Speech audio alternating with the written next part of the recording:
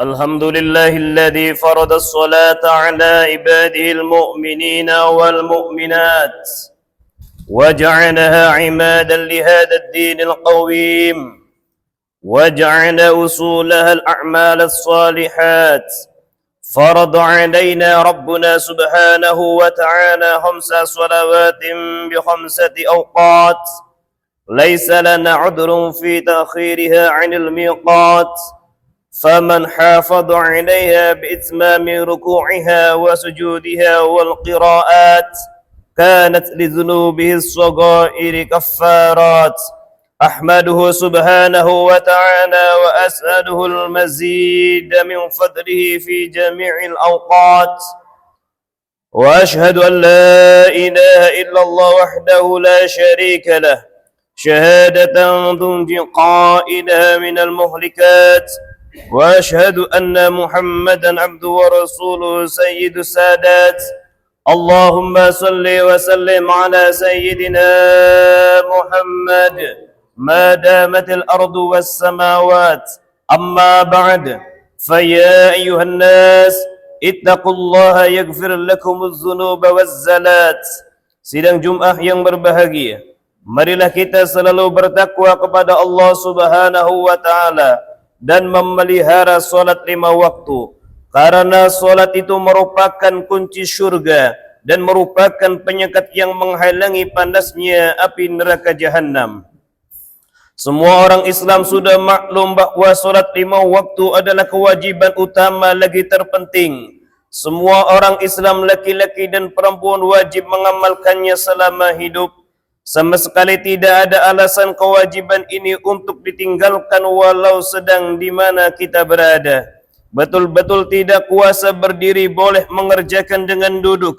Kalau terhalang duduk diizinkan berbaring. Pendek kata mesti dikerjakan.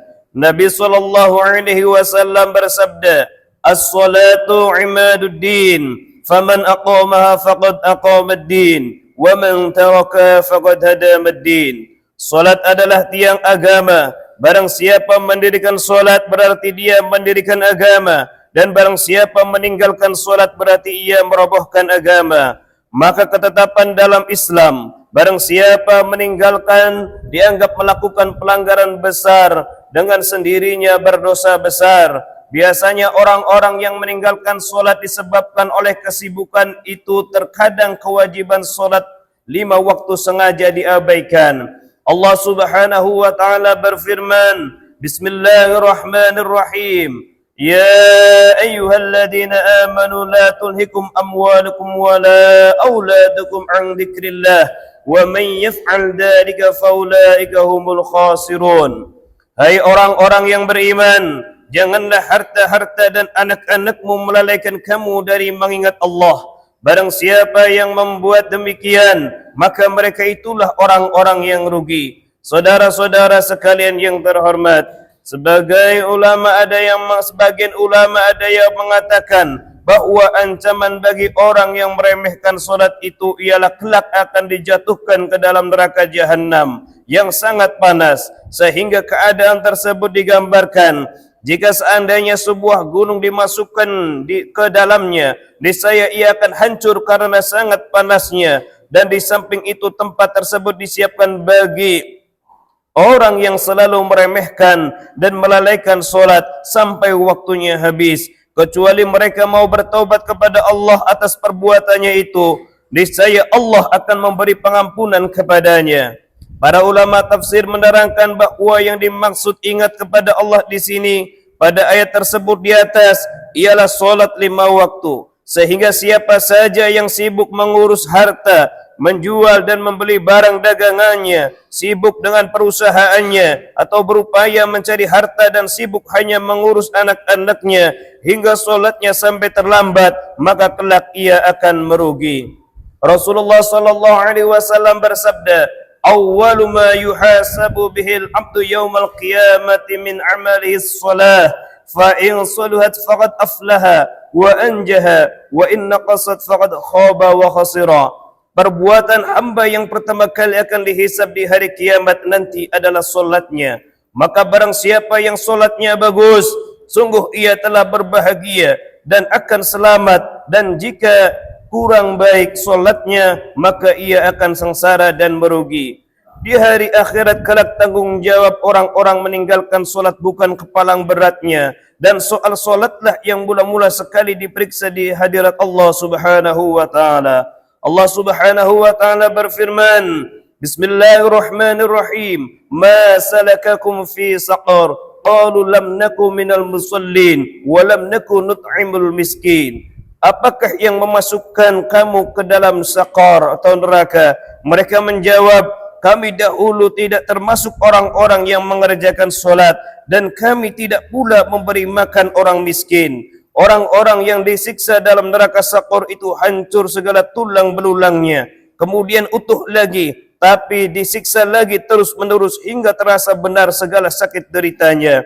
Sidang Jumat yang berbahagia, sebagian ulama ada yang mengatakan bahawa orang-orang yang meninggalkan solat itu kelak akan dikumpulkan bersama-sama Fir'aun, Haman dan Ubay bin Khalaf, sebab mereka itu sama-sama meninggalkan solat karena sibuk mengurus harta kerajaan, departemen atau perusahaan mereka. Orang yang sibuk mengurusi hartanya saja sehingga meninggalkan solatnya, besok di hari kiamat akan dikumpulkan bersama Qarun yang sibuk dengan kerajaan dan kekuasaannya, akan dikumpulkan dengan Haman dan orang yang sibuk dengan perusahaannya saja, besok akan dikumpulkan dengan Ubay bin Khalaf, yaitu dia sebagai pedagang kaya Mekah di zaman Nabi SAW masih hidup.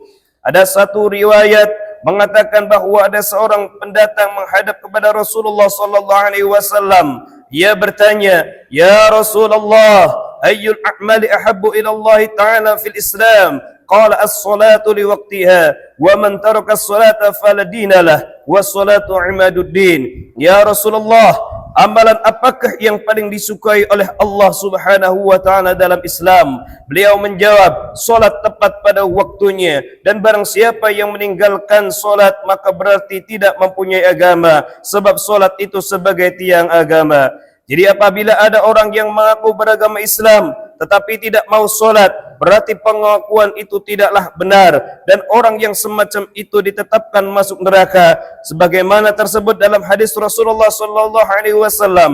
Wa idza taraka ar-rajulu faridatan wahidatan muta'ammida kutiba ismuhu 'ala babin nar fulan ibn fulan la budda lahu min dukhulin nar. Manakala seorang meninggalkan satu solat fardu dengan sengaja, maka namanya ditulis pada pintu neraka, fulan bin fulan, tidak boleh masuk, tidak boleh pasti masuk neraka. Sabdanya, bainal amdi wal kufri tarkus solah, di antara seorang hamba, orang Islam dengan orang kafir, letak perbedaannya yaitu meninggalkan solat. Saudara-saudara sekalian yang berbahagia, semoga Allah Subhanahu wa taala memberikan hidayah dan taufik kepada kita dapat melaksanakan perintah Allah sehingga memperoleh rahmat dan anugerahnya di dunia dan di akhirat, dan semoga kita selalu dikaruniai sehat walafiat serta husnul khatimah, amin ya rabbal alamin. Barakallahu li wa lakum fil Qur'anil azim wa nafa'ani wa iyyakum bima fihi minal ayati wa dzikril hakim wa taqabbala minni wa minkum tilawatahu innahu huwas samiul alim. أقول قولي هذا واستغفر الله العظيم لي ولكم ولسائر المسلمين والمسلمات والمؤمنين والمؤمنات فاستغفروه إنه هو الغفور الرحيم.